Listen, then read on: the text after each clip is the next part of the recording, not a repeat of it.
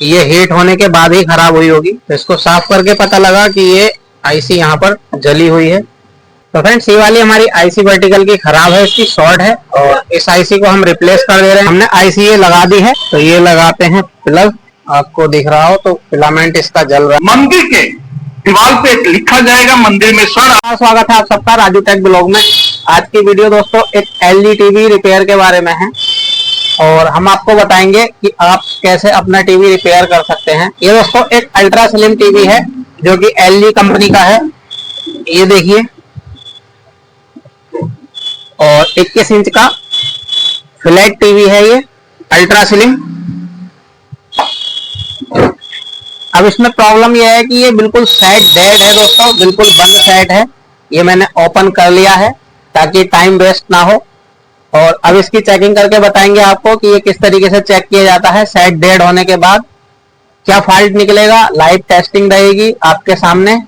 तो चलिए इसको चेक करते हैं कहां पर क्या फॉल्ट है, ताकि आप भी देख करके अपना टीवी रिपेयर कर सकें। अगर आप अपना टीवी खुद रिपेयर कर रहे हैं और किसी एक्सपर्ट से नहीं करा रहे हैं, तो सबसे पहले आपको समझना होगा कि इसके अंदर कौन सा सेक्शन कहां पर है, तभी आप इसमें फॉल्ट ढूंढ पाएंगे कि कहां पर कौन सा फॉल्ट है।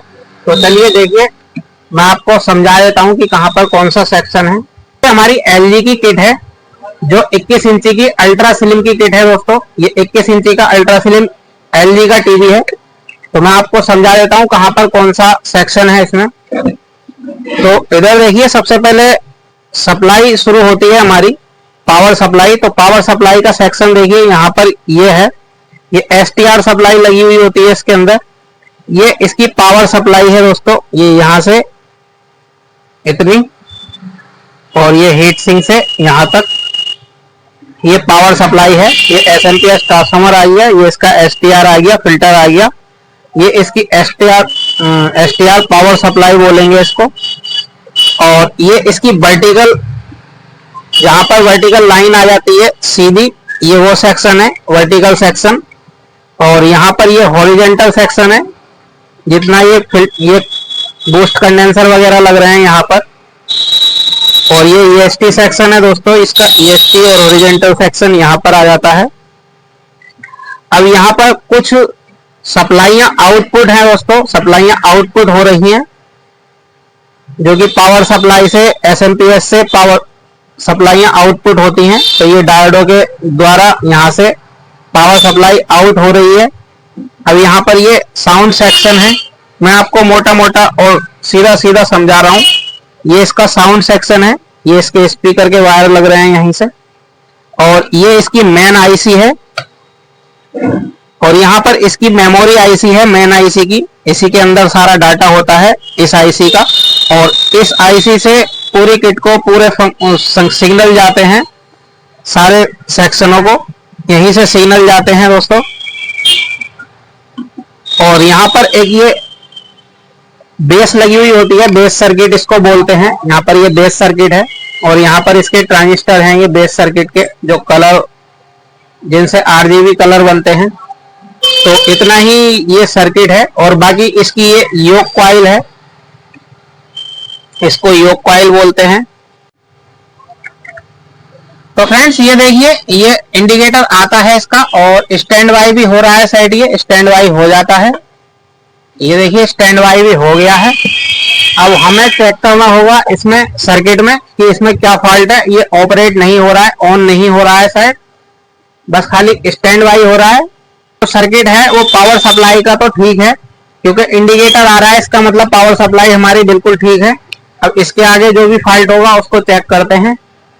तो यहाँ पर ये मल्टीमीटर ले लेते हैं, एक पिन हमारी ग्राउंड में चली जाएगी यहाँ पर, क्योंकि पावर सप्लाई हमारी ठीक है। तो पावर सप्लाई नापने की, ये चेक करने की हमें जरूरत नहीं है, क्योंकि स्टैंड बाई वाली जो इंडिकेटर है वो जल रही है। अब हम चेक करेंगे इसकी आगे की सप्लाइयां, जो यहाँ से अभी मैंने डायोड दिखाए थे आपको। ये जो डायोड दिखाए हैं यहाँ पर आउटपुट होती है दोस्तों कई तरह की इसमें सप्लाइयां, तो उन्हीं को हम चेक करेंगे। जैसे कि 110 है और दूसरी सप्लाइयां हैं। तो 110 की सप्लाई आपकी यहाँ पर आती है, 112.5 वोल्ट यहाँ पर आ रहे हैं। 112 वोल्ट यहाँ पर आ रहे हैं और यहीं से ये कॉइल लगी हुई है, यहाँ पर भी आ रहे हैं और कॉइल से ही ये रेजिस्टेंस लगी हुई है जो EST पर को जाएगी सप्लाई, यहाँ पर भी आ रहे हैं और यहीं से ये जंपर लगा हुआ है तो यहाँ पर भी आ रहे हैं। अब डायरेक्ट हम चेक करते हैं EST के प्लस B पर जो पॉइंट है, तो EST पर हमारे 110 सप्लाई दोस्तों सही से आ रही है। अब दूसरी सप्लाइयां हमें चेक करनी होती हैं।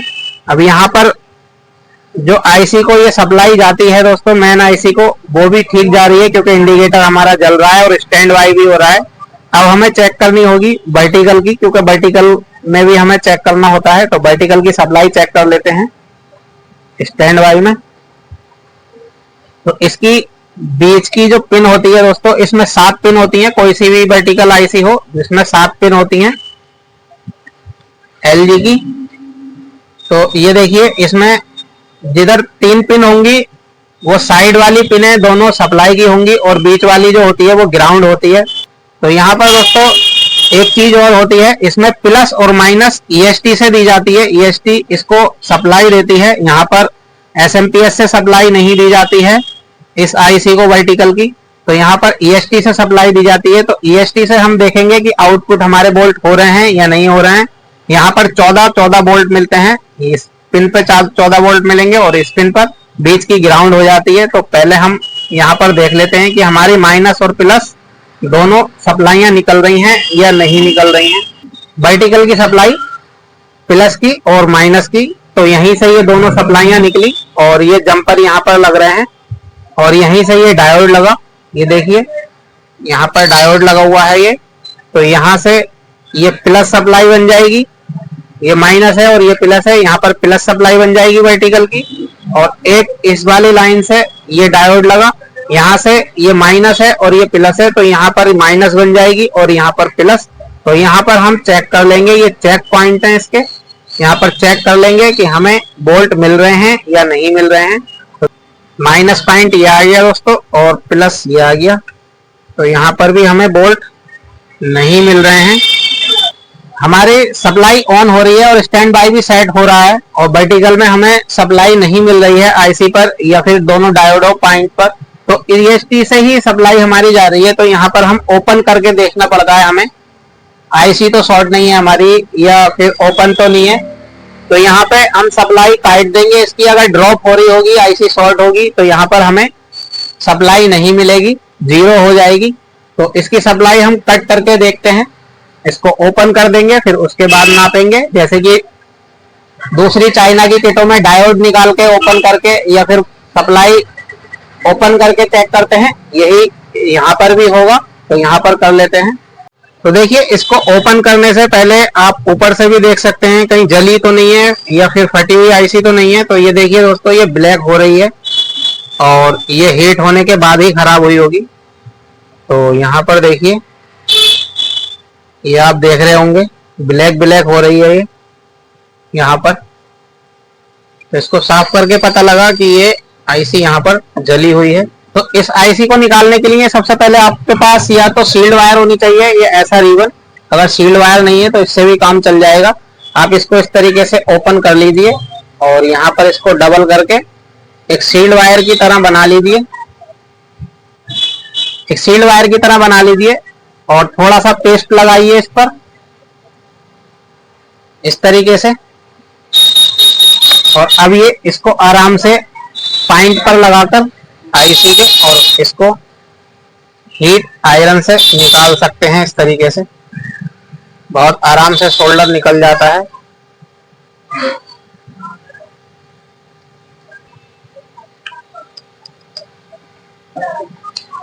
देखिए फ्रेंड्स इसमें प्रिंट भी खराब नहीं हुए हैं और सोल्डर भी आसानी से निकल गया है। अब इसका स्क्रू खोल के इसको निकाल लेते हैं।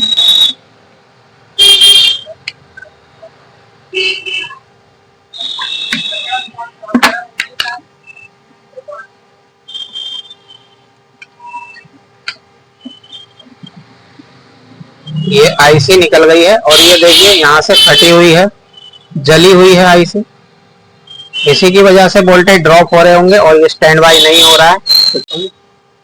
तो फ्रेंड्स ये वाली हमारी आईसी वर्टिकल की खराब है, इसकी शॉर्ट है, और इस आईसी को हम रिप्लेस कर दे रहे हैं। तोड़ के दिखा दो कोई बात।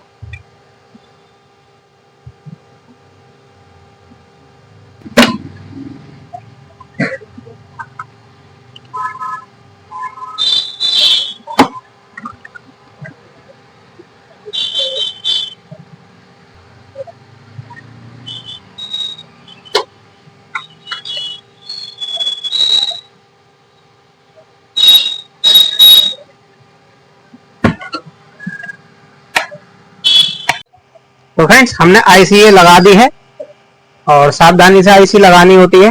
तो ये देखिए, अब इसको चेक कर लेते हैं। तो ये लगाते हैं प्लग और इसको ऑन कर देते हैं। सबसे स्टैंड बाई देख लेते हैं कि स्टैंड बाई ऑन है या नहीं है, नहीं तो रिमोट से ऑन कर लेंगे। तो यहाँ पर देखिए हमारा फिलामेंट यहाँ पर जल रहा है पिक्चर ट्यूब का, आपको दिख रहा हो तो फिलामेंट इसका जल रहा है, और यहाँ पर ऊपर ए भी लिखा हुआ भी आ गया है टीवी में। तो टीवी ऑन हो गया है। अब इसके ऑडियो वीडियो की लीडें लगा करके चेक कर लेते हैं। सहयोग करेंगे। मंदिर के दीवार पे लिखा जाएगा, मंदिर में स्वर्ण अक्षरों में। ये देखिए हमारा टीवी, फ्रेंड्स हमारी ये वर्टिकल आईसी खराब थी इसके अंदर, और ये बिल्कुल ओके हो चुका है सेट। और ये देखिए इस समय बिल्कुल सही चल रहा है।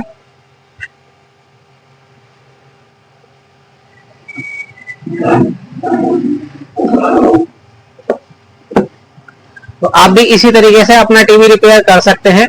अगर आपको थोड़ी बहुत भी नॉलेज हो इलेक्ट्रॉनिक्स की, तो सावधानी पूर्वक आप इसी तरीके से अपना टीवी रिपेयर कर सकते हैं, अगर पुराना टीवी आपका खराब पड़ा हुआ है।